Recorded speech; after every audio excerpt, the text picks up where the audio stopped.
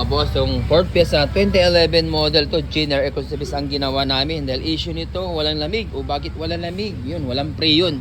Ito yung ano, yung black oil mga kababayan. O tingnan nyo na rin yung ano niya, yung evaporator nyo. Parang sobrang dumi na rin, oh. Grabe. Ayan, kinakalas pa. Tingnan nyo, ha. Kaya kailangan talaga ano tayo, linis-linis din pag may time, guys. Okay? O ito na mga boss, yung Ford Fiesta, yung walang pre yun, ha. Okay, sige, patuloy mo nga idol.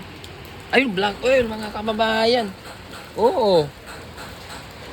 Black oil na.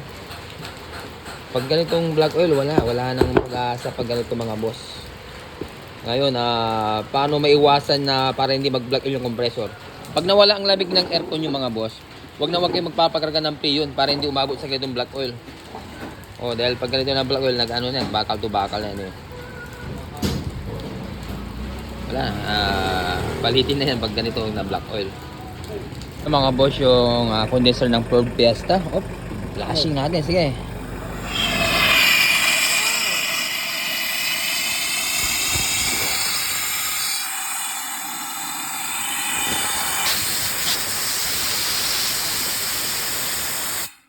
Kailangan may labas natin yan. Ito yung ano, gabi sa pang ano natin, pag-flashing natin. Ito yung ano natin. Dahil once na hindi natin mailabas to, ilawan lamig. Okay? Push natin yan. Tapos baka ganito na rin yung evaporator nyo. Ford Fiesta na 2011 model. Ano boss, nakita nyo na yung evaporator nyo boss, sobrang dumi, kaya ano yan, pag ganyan kadumi, halos pigil na yung buga ng blower.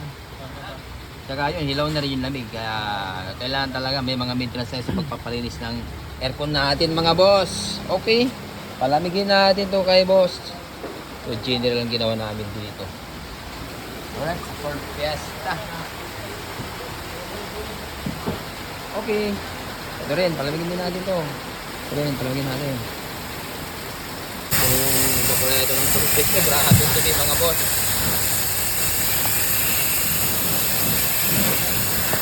Kailangan talaga may mga maintenance na isa sa palinis ng aircon natin.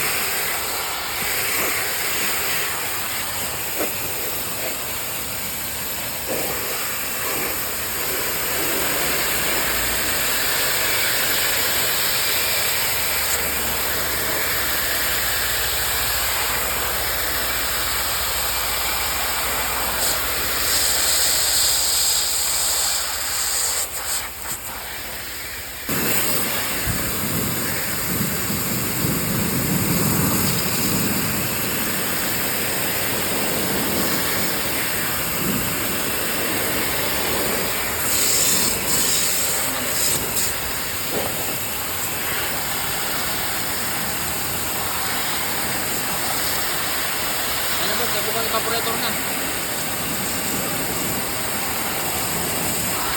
Kaya na may mga maintenance natin.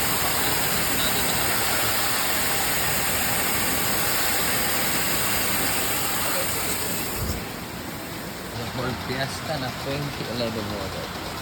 Okay, palalamigin natin to. Condition na natin to. General lang ginawa namin dito. Thank you.